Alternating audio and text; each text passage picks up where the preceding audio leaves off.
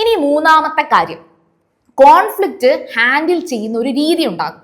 ഹൗസിൽ ഫൈറ്റ് ഉണ്ടാവുക എന്ന് പറയുന്നത് സ്വാഭാവികമാണ്, അത് ഒഴിവാക്കാൻ പറ്റത്തില്ല. പക്ഷേ ജയിക്കുന്നവരും തോൽക്കുന്നവരും തമ്മിലുള്ള വ്യത്യാസം എങ്ങനെ ഈ ഫൈറ്റിനെ ഹാൻഡിൽ ചെയ്യുന്നു എന്നുള്ളതാണ്.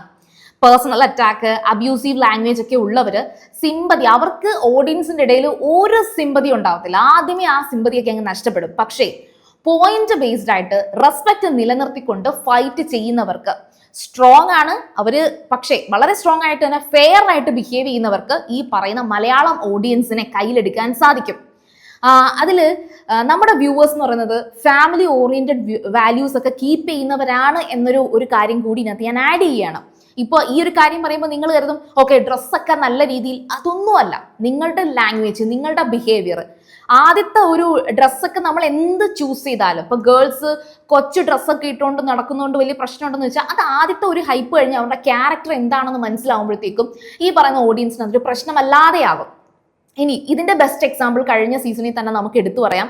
അപ്പാനി ശരത്തും അനീഷും തമ്മിലുള്ള ഒരു അടി.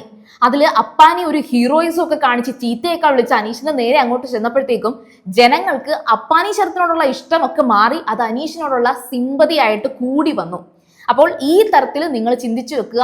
നിങ്ങൾ വഴക്കുണ്ടാക്കണം, പക്ഷെ അതിനെ ഹാൻഡിൽ ചെയ്യുന്ന രീതി വളരെയധികം ശ്രദ്ധിച്ചു വേണം. ഇനി നാലാമത്തെ കാര്യം,